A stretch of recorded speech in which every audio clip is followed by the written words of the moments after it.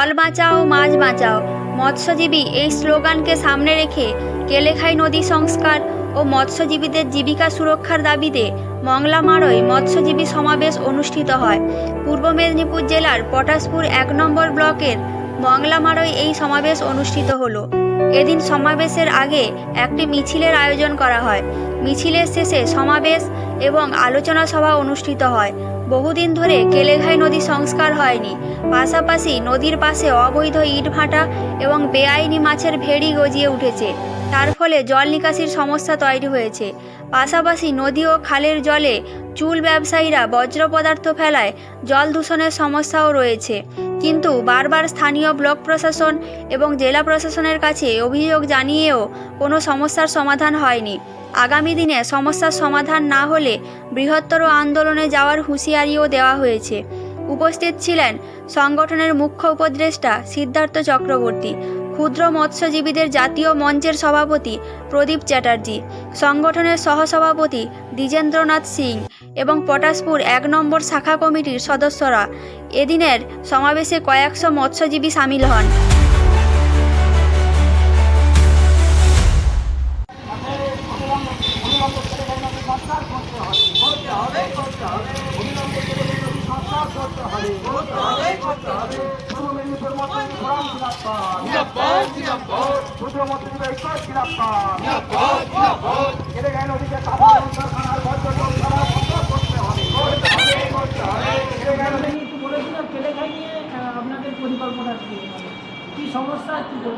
তুমি সমস্যাটা বলো। সমস্যা কেলেঘাই নদীতে আমাদের যখন জোয়ার ভাটা খেলতো তখন আমাদের বন্যা হতো না।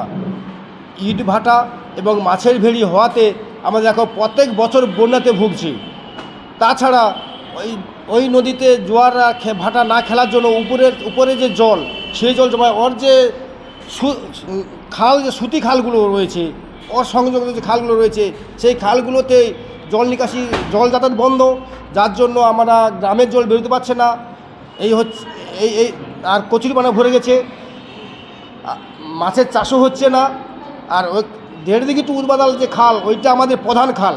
ওইটা একবারে কেলেঘাই থেকে কালীনগর পর্যন্ত একসঙ্গে যুক্ত আছে। ওইটা আমাদের প্রধান জল নিকাশি। ওইটা যদি না হয় তাহলে পূর্ব মেদিনীপুর কোনোদিন বন্যা থেকে মুক্ত পাবে না। আর ওই খালের উপরে বজ্র, চুল, কচুরিপানা এইসবে এমন হচ্ছে, যার জন্য আমরা বরাবর পূর্ব মেদিনীপুর বন্যার কবলে ভুগছি। এইটা দূর করার জন্য আমি আজকে জানাচ্ছি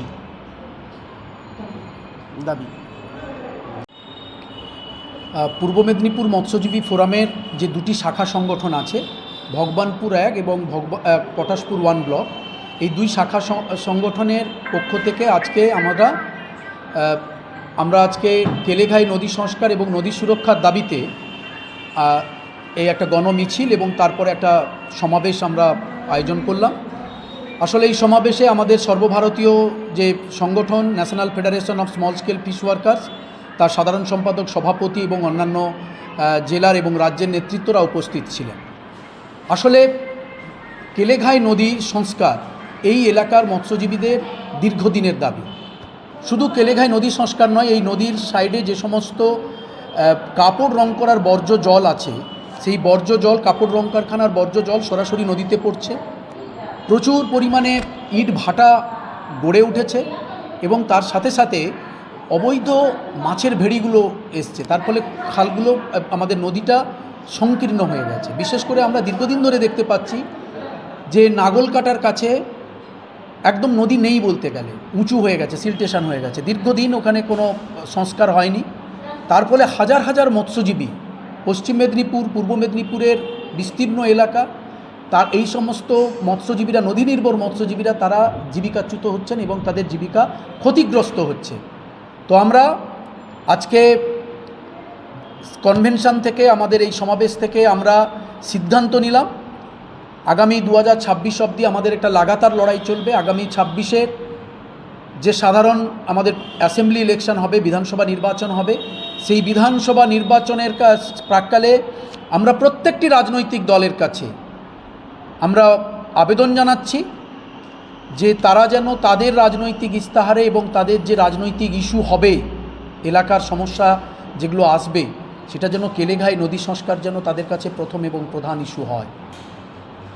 আমরা তার জন্য আমরা এলাকার সর্বোচ্চ স্তরের মানুষকে আমরা এর মধ্যে আবেদনও জানিয়েছি এবং আমরা ধীরে ধীরে এই আন্দোলনের মধ্যে আমরা আনব এবং সেখানে আমরা যে সমস্ত সিদ্ধান্তগুলো নিয়েছি আজকের এই কর্মসূচি যেটা সমাবেশ থেকে যে কর্মসূচিগুলো বেরিয়ে এসছে, প্রথম কথা হচ্ছে আমরা প্রত্যেকটি বুথে বুথে ভগবানপুর 1 এবং পটাশপুর 1 প্রত্যেকটি নদী পাড়ের প্রত্যেকটি বুথে বুথে বুথ মিটিং হবে, সিগনেচার ক্যাম্পেইন হবে এবং সিগনেচার আগামী 15 দিনের মধ্যে এই কাজটা হয়ে যাওয়ার পরে 2টি ব্লকের বিডিওর কাছে আমরা ডেপুটেশনে যাব। ডেপুটেশনে যাওয়ার পরে তারপরে আমরা এটা জেলাতে যাব এবং তারপরে রাজ্য সেচ দপ্তরের যিনি আধিকারিক আছেন তার সাথেও আমরা কথা বলবো। এটা আমরা প্রথম, দ্বিতীয় এবং তৃতীয়। চতুর্থ যেটা হচ্ছে আমাদের সারা ভারতবর্ষের সংগঠন এসেছিল, তাদের পক্ষ থেকে বলা হয়েছে পলিউশন কন্ট্রোল বোর্ড, আমাদের যে দূষণ নিয়ন্ত্রণ পর্ষদ আছে, দূষণ নিয়ন্ত্রণ পর্ষদের কাছে কেলেঘাই নদীতে যে কাপড় রং করার বর্জ্য জল সরাসরি নদীতে পড়ছে, তার ফলে মৎস্যজীবীরা ক্ষতি হচ্ছে, মৎস্যজীবীদের মাছ ক্ষতি হচ্ছে। আমরা সেই বিষয়ে তারা সেখানে দৃষ্টি আকর্ষণ করবেন আমাদের পলিউশন কন্ট্রোল বোর্ডের।